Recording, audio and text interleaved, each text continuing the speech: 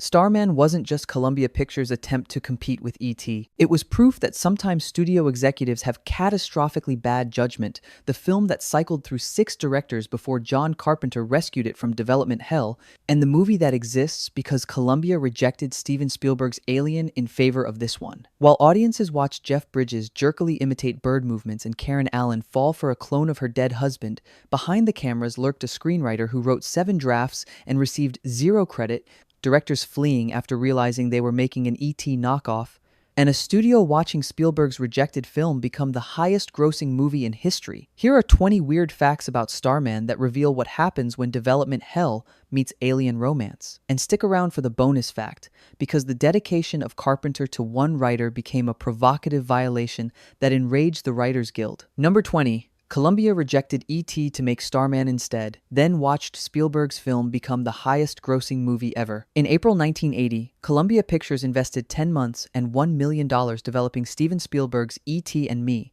Then executives made Hollywood's most catastrophic decision. They rejected E.T. as a kid's picture and chose their adult-oriented project Starman instead. Universal grabbed E.T. immediately. When the film of Spielberg premiered June 1982, it earned nearly $800 million worldwide and became the highest-grossing film in history. Columbia executives watched in horror. Director John Badham read the first Variety review of E.T. and immediately quit Starman, recognizing the projects were too similar. He left to direct War Games instead. Columbia was left scrambling while their rejected project mocked them from every theater marquee. The decision haunted Columbia for decades, becoming a business school case study in executive incompetence. Number 19. A screenwriter did 7 rewrites with 6 directors and received 0 credit. The Writers Guild ruled he contributed less than 50%. Dean Reisner came onto Starman in late 1981 expecting quick rewrites. Instead, he spent 2 years authoring 7 complete drafts while working with 6 different directors: Mark Rydell, Adrian Lyne, John Badham, Tony Scott, Peter Hyams, and John Carpenter. Each director demanded different approaches. Scott wanted flash, Hyams wanted conventional science fiction, Carpenter wanted a road movie. When Reisner submitted for Writers Guild credit, the Writers Guild of America ruled he didn't contribute 50% of the screenplay, despite everyone insisting the shooting script was entirely his work. Carpenter was outraged and campaigned vigorously for the credit of Reisner. When the Writers Guild of America refused, Carpenter added a dedication to Reisner in the end credits, a gesture the Writers Guild of America deemed a deliberately provocative violation.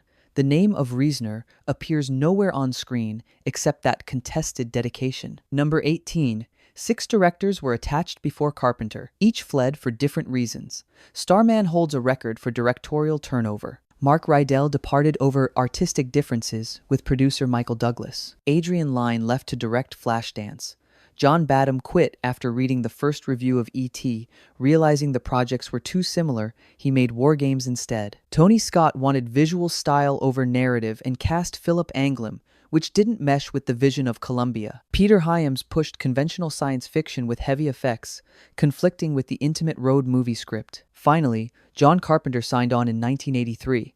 He'd spent his career making horror, but Starman appealed precisely because it was different, a chance to make something emotionally honest. Carpenter was the 7th director. Only he stayed. The turnover meant years of delays, mounting costs, and no footage shot. Number 17. Kevin Bacon and Tom Cruise were both considered for the lead before Jeff Bridges. According to a January 1984 Hollywood Reporter brief, Kevin Bacon was set to play the lead at one point. Carpenter also met with Tom Cruise for the role, but Cruise was busy filming Legend. Both actors were mid-20s, which would have drastically altered the tone of the film. The age gap with widow Jenny Hayden would have been minimal. When Karen Allen was cast, Carpenter wanted someone closer to her age. Jeff Bridges was early 30s, mature enough to portray both alien wonder and the weathered history of the husband. The decision transformed Starman from youth-oriented romance into something quieter and emotionally complex. Bacon went to Footloose that year, Cruise became a superstar, but Bridges got the Academy Award nomination. Number 16. Jeff Bridges studied ornithology and bird behavior to create the aliens' movements. Jeff Bridges studied ornithology, the science of birds, spending weeks observing bird behavior at zoos and in nature. He focused on bird jerky head movements, cautious pauses, and quick, precise gestures. He looks like a human, but he's had no experience living inside this human life form. Carpenter explained, his head movements are bird-like. Bridges incorporated avian mannerisms throughout. The head tilts, abrupt movements, focused observation before touching objects. Even the speech of Starman mimics bird communication. Precise repeated phrases learned through imitation. Bridges wasn't playing a man pretending to be alien. He was playing an alien operating unfamiliar human machinery. That commitment earned his first Best Actor Academy Award nomination. He lost to F. Murray Abraham for Amadeus, but the nomination validated his unusual choices. Number 15. The hair standing on end effect was created by filming Bridges hanging upside down. When Starman uses his silver sphere outside the house of Jenny, his hair stands completely on end, a surreal supernatural effect. It wasn't computer-generated imagery or special effects. The crew filmed Jeff Bridges hanging upside down, then matted the inverted shot onto the background right side up. Gravity pulled the hair of Bridges straight down while hanging, but when flipped, it appeared standing straight up. The technique required precise compositing to blend seamlessly. Interestingly, the father of Bridges, Lloyd, had performed a similar upside-down gag in Airplane, 1980. The hair-standing moment became one of the most memorable visuals of Starman, a simple, practical effect conveying otherworldly power more effectively than expensive computer-generated imagery. The shot appears for seconds, but audiences remember it decades later. Number 14. Carpenter wanted to remake It Happened One Night with an Alien, not create a special effects extravaganza. When Carpenter read the Starman script, it horrified him. The screenplay described special effects in minute detail, but they seemed afraid of the story. Carpenter told Roger Ebert, "They had Starman flying around like Superman. The original emphasized transformation scenes and science fiction spectacle." Carpenter rejected it all, telling Columbia he wanted It Happened One Night with an Extraterrestrial, a romantic road movie about incompatible people forced together who fall in love. He referenced They Live by Night, Bonnie and Clyde, and Badlands as templates, not Close Encounters of the Third Kind. How he looks while transforming is just hardware. It has nothing to do with the story, Carpenter insisted. He demanded Reasoner strip heavy political implications and reduce effects, focusing on cross-country rapport between Starman and Jenny. Number 13. The production shot for 6 weeks at night and used 16 helicopters for a single scene. According to Carpenter, we had 150 people moving across the country in trucks and vans. The low point was shooting only at night for 6 weeks. Night shooting meant cast and crew worked reverse schedules from dusk to dawn for over a month, exhausting work disrupting circadian rhythms. One scene required 16 helicopters simultaneously, unprecedented for a romantic road movie. The massive helicopter sequence cost hundreds of thousands and required Federal Aviation Administration coordination, stunt pilots, and insurance nightmares. Production filmed across Tennessee, Iowa, Arizona, Nevada, and Monument Valley, hauling equipment thousands of miles. Carpenter insisted on real locations over sound stages, believing actual American Southwest landscapes would ground fantasy in reality. The $24 million budget of Starman went to logistics and labor rather than special effects. Number 12. The film had a $24 million budget, $8 million marketing, and earned only $28.7 million domestically. Columbia invested $24 million for production, substantial for what was essentially a two-person character study. The studio spent another $8 million on marketing, totaling $32 million investment. Columbia booked 1,311 theaters for opening weekend December 14, 1984, wide saturation release competing with Dune, same week, and 2010, 1 week earlier. Opening weekend was disappointing, $2.8 million, debuting at number 6. Domestic run totaled $28.7 million, barely breaking even on production alone, devastating when including marketing. For comparison, E.T. earned nearly $800 million worldwide. Starman earned roughly 3.5% of the film Columbia rejected. The underperformance validated every executive who'd warned against the project and proved Badham right for leaving. The film found appreciation later through home video, but in 1984, Starman represented millions lost. Number 11. Jeff Bridges and Karen Allen sang a duet of All I Have to Do Is Dream for the soundtrack. The Starman soundtrack, composed by Jack Nitzsche, included an unexpected track, a duet of the Everly Brothers' All I Have to Do Is Dream, performed by Jeff Bridges and Karen Allen. The song appears during a tender moment when Starman and Jenny bond over music and culture. Neither were professional singers. The rendition is intimate, slightly rough, emotionally honest, rather than technically perfect. The duet represents one of few instances where lead actors from a major film recorded original vocals for their soundtrack outside musicals.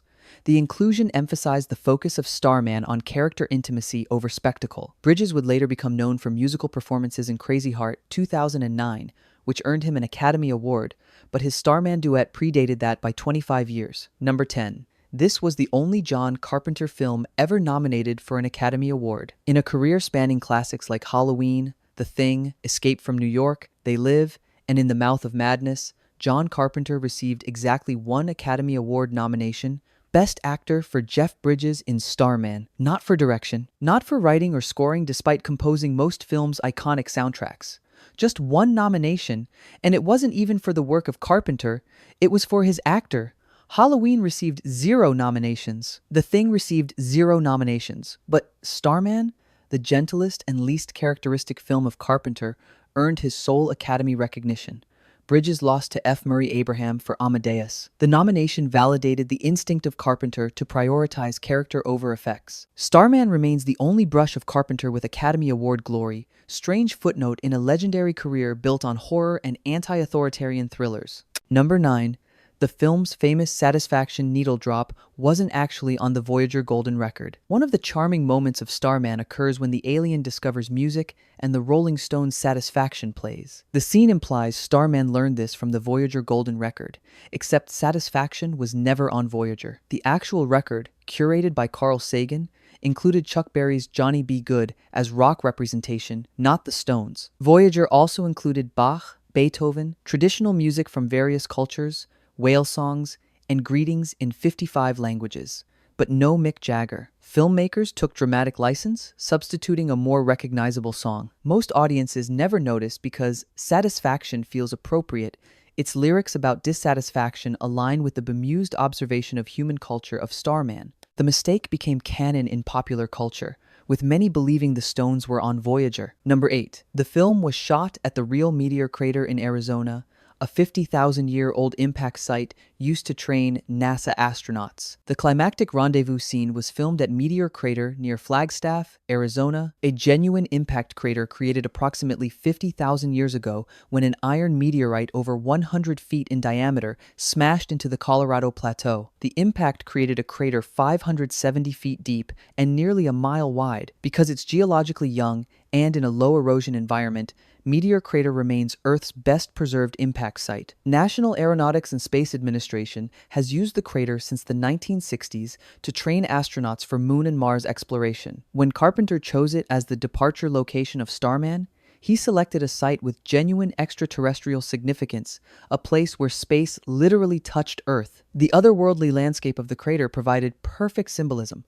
a cosmic wound now serving as gateway for an alien's return home. Number 7. A short-lived television series in 1986 starred Robert Hayes and retconned the timeline of the film. On September 19, 1986, American Broadcasting Company premiered Starman, a television series starring Robert Hayes from Airplane, replacing Jeff Bridges. The premise: Starman returns to raise his teenage son Scott, conceived during the film, but there was massive continuity problems. The series was set in 1986, making Scott roughly 14, placing the film around 1972, 4 years before Voyager 2 even launched in 1977. The writers of the show hand-waved this by barely referencing Voyager. American Broadcasting Company gave a half-season order, airing episodes Friday nights at 10 o'clock opposite Falcon Crest and L.A. Law.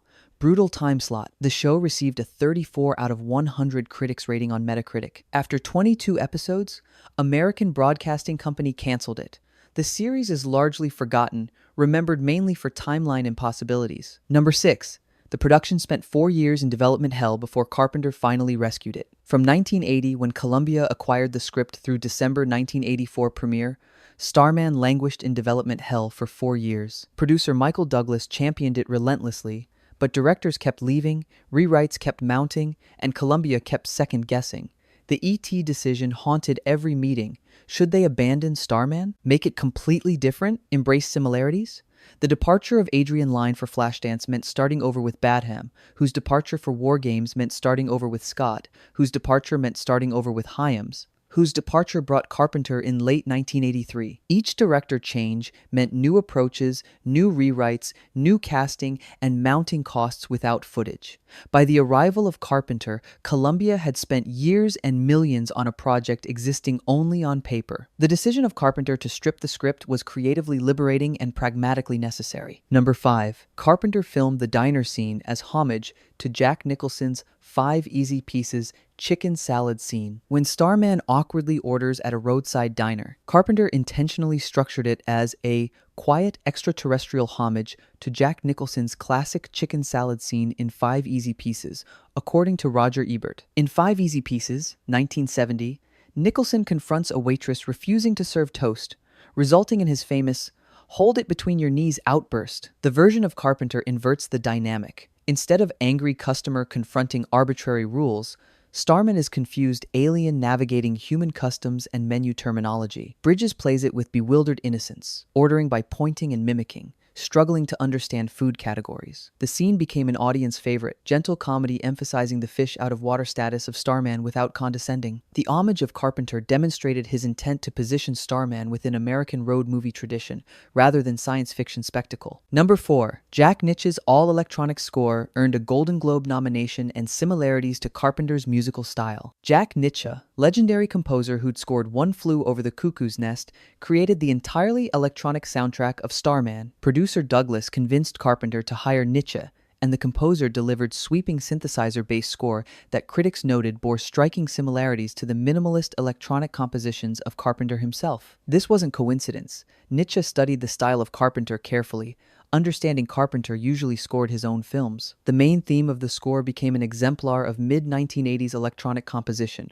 alongside Vangelis discovering vast emotional range in synthesizers. The score of Nitzsche earned a Golden Globe nomination for Best Original Score, losing to Maurice Jarre's A Passage to India. Starman represents one of few Carpenter films where he didn't compose music himself. Nitzsche created something honoring the sensibilities of Carpenter while developing its own identity. Number 3. The original script had Starman flying around like Superman with heavy political implications. Before Carpenter stripped it down, the screenplay was radically different. They had Starman flying around like Superman, Carpenter told Ebert. The original emphasized spectacular effects. Starman would levitate, fly through air, perform impossible feats, demonstrate obvious superpowers. The script also contained heavy political implications Reisner was instructed to remove. Context suggests the original treated the arrival of Starman as commentary on nuclear proliferation or Cold War paranoia. Carpenter wanted none of it. He instructed Reisner to eliminate flying, reduce superpowers to minimum, silver spheres became only consistently used alien technology, and strip political messaging. The transformation from Superman-like spectacle to intimate character study represented the core vision of Carpenter. He wanted vulnerability, not invincibility. The original would have competed directly with the spectacle of E.T. and Lost. Number 2.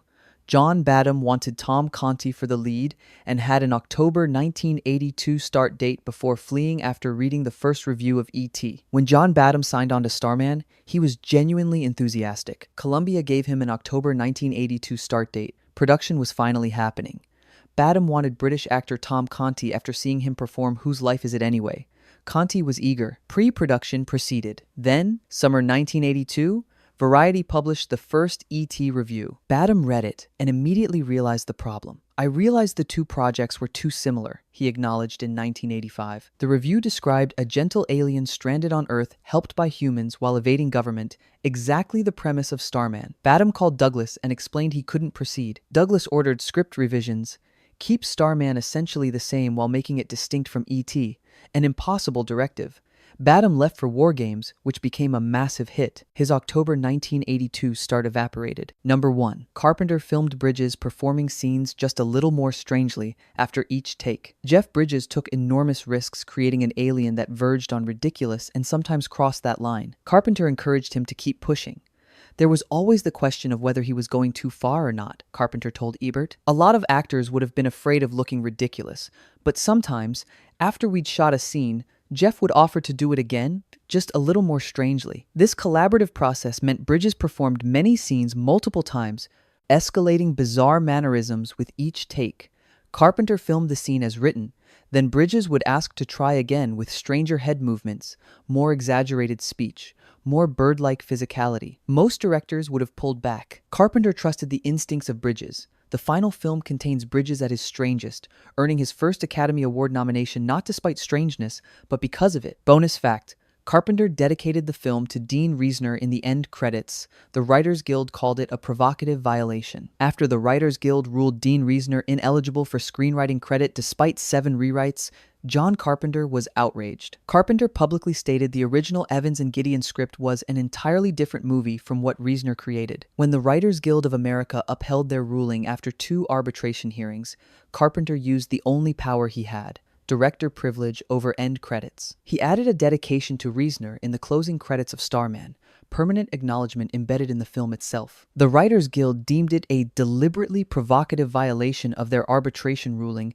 and discussed whether the consolation credit violated procedures. The Writers Guild of America apparently concluded, without forcing removal, the dedication appears in all released versions. The defiance of Carpenter represented something rare: a director spending political capital to defend the contribution of a writer against the organization supposedly protecting writers. The dedication ensured anyone watching credits would know who wrote the movie, even if the Writers Guild of America refused to put it where it belonged. Starman premiered December 14th, 1984, lost money, and watched E.T. continue dominating.